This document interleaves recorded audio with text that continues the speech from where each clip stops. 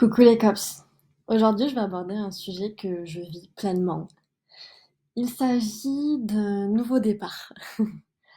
En fait, comme vous le savez, si vous me suivez depuis un petit moment, j'ai fait une reconversion professionnelle. Avant, j'étais dans la communication et l'événementiel et après mon master, j'ai eu une expérience en Erasmus+ en Slovénie où j'ai pu travailler dans l'événementiel mais aussi pour un fleuriste. Et j'ai adoré mon expérience chez le fleuriste, ce qui m'a donné envie de me reconvertir comme fleuriste.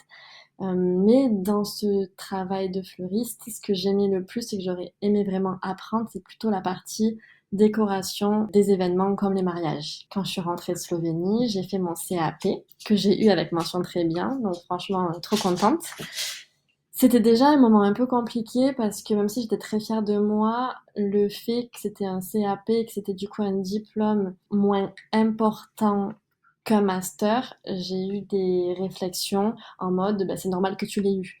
Et maintenant, qu'est-ce que tu vas faire? Enfin, ah oui, c'est après un master, combien tu vas gagner? Enfin, j'ai eu des réflexions que j'ai un peu mal digérées, mais que moi, j'ai accepté parce que je sais pourquoi je le fais. Je suis alignée avec mes choix, je sais pourquoi je le fais. Si j'ai fait ce CAP, c'était pour pouvoir me former comme fleuriste parce que plus tard, j'aimerais allier l'événementiel et les fleurs et faire tout ce qui est organisation et décoration d'événements. Donc pour moi, c'est assez logique et clair et je me justifiais en expliquant mon parcours et en même temps, je me disais pourquoi je dois justifier pourquoi je fais ça parce que pire des cas, si je faisais une reconversion et que je voulais juste être fleuriste dans une boutique, ben, c'est très cool aussi. Enfin, chacun fait ce qu'il veut et je sais pas si mes envies vont changer ou pas. Mais pour l'instant, en tout cas, j'ai fait ce CAP pour ça. Suite au CAP, dans cette quête de légitimité, dans cette quête de prouver qui je suis, de prouver que j'ai le droit de faire ce métier, j'ai voulu continuer avec un BP fleuriste parce que je me suis dit, poursuivre avec le BP, ça me permettra de justifier encore plus mes qualifications et me justifier encore plus que je suis bonne dans ce que je fais, que je peux avoir des clients et que ça peut marcher et ça me rassurait.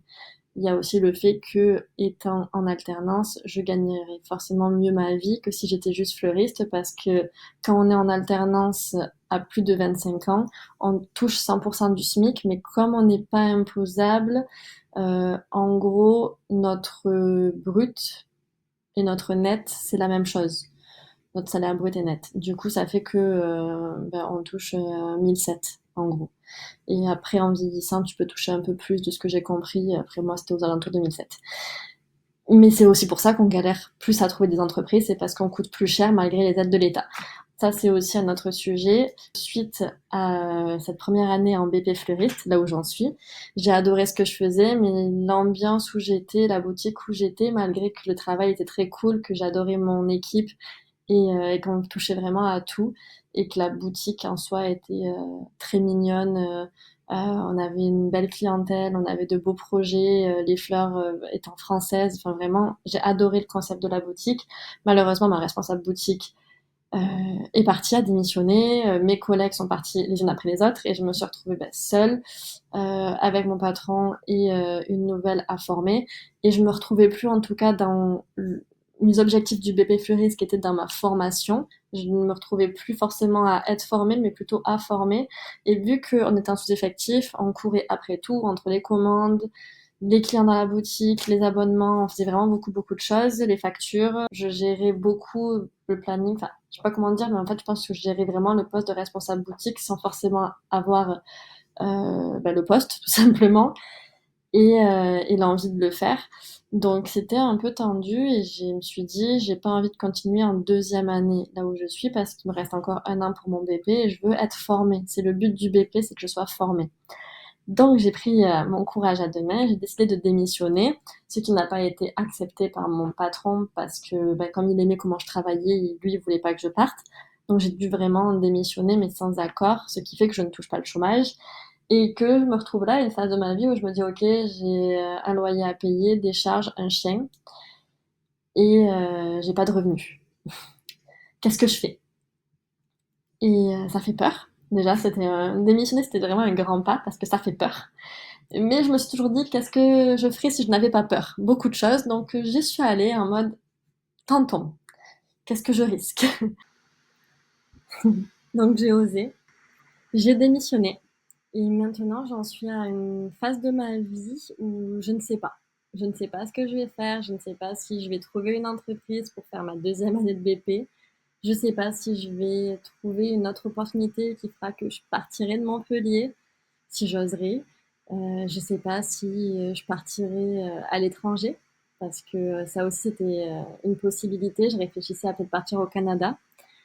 Donc voilà, je vous avoue, je sais pas du tout ce que je vais faire, mais je pense que j'ai besoin de quelques jours pour vraiment réfléchir à ce que je veux et quelle vie je veux et quel choix prendre. Je pense que le plus dur, c'est de faire un choix, mais en même temps, c'est super d'avoir la possibilité de faire ce choix, que rien ne me soit imposé.